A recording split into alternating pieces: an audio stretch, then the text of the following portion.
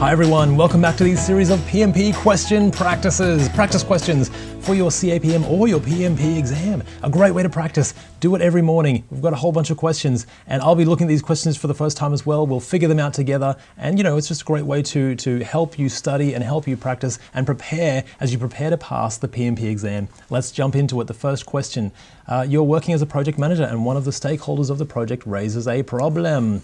Okay, wonderful. That never happens in a project, right?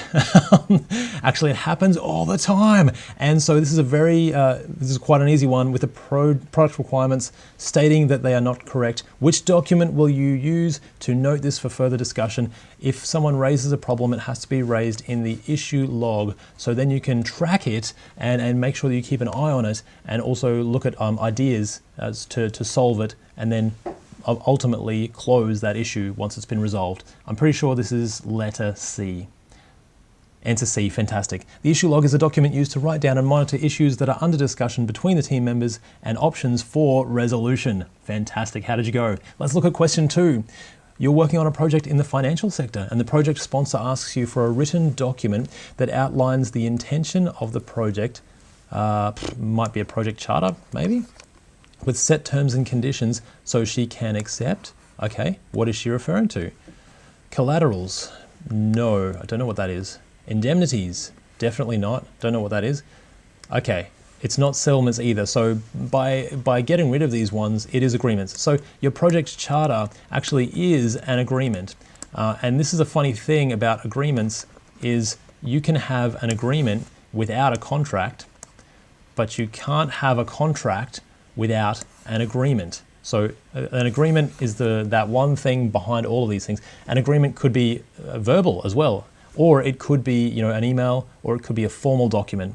So ultimately, in this situation, it ends up that the base idea behind this is that it is an agreement, and you'll come across this all the time in the project management body of knowledge. Answer D, fantastic.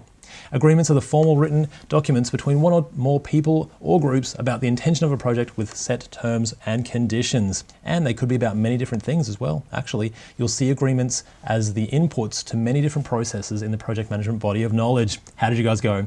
Let's look at question 3. You as a project manager are listing the things that must be done to close out the project. Okay, we're closing out the project. What should you do in regards to the contracts? Fantastic. For your third-party suppliers. Issue a formal written notice of the project completion to the contractors. Yeah, look, that's one of the things. That's definitely one of the things. And that's direct and transparent, and it's formal because it's a contract. You need to do this in a formal way. So that's very promising, this one. Put a legal notice in the newspapers indicating that all invoices must be submitted. No, you don't have to do that. I mean, that's one thing that can be done.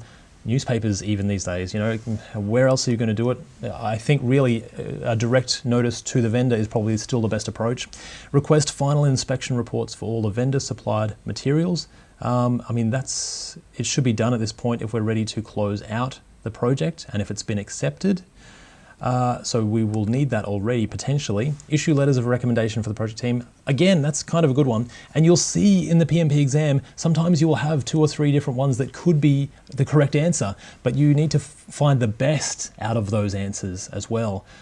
So for me, these are good, they're fine, but I would probably stick with the formal written notice to close out in regards to closing out the project, which is what it's asking. So let's go with letter A.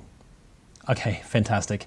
Answer A, to close out the project, a formal and written notice about the contract completion must be provided to the seller or supplier so they know everyone's on the same page. We're being direct and we're being collaborative. We're working with people, but we're also making it clear. And that's what we need as a project manager. Let's look at question 4. How are you going? We've got one of your stakeholders needs to make a proposal for modification to the scope, policies, procedures, plans, or processes of the project after formal review of the issue. Okay, so that means a formal review of the issue, it's been raised to that issue log, which we saw a little earlier. So that's great. Once it goes through there and we've got a resolution, we may need to actually make a change. And to make a change, it has to go through the proper change control process. And that is not a rectification request, not an adjust request, not an amend request. It is a change request. usually goes through the project sponsor or the change control board if your project has one of those, which involves just the right people being involved to make the decision. Let's go with letter B.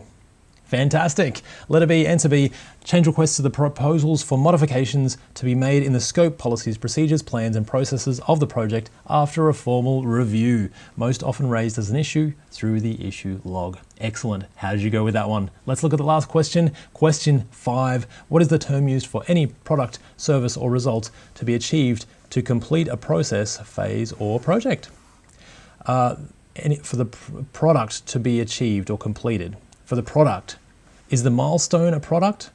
It's more of a schedule, that one. Milestones, probably not.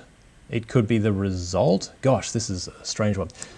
The deliverable, probably. We're creating deliverables. That's the product. The product is the deliverables. That's what the customer can see, feel, and touch.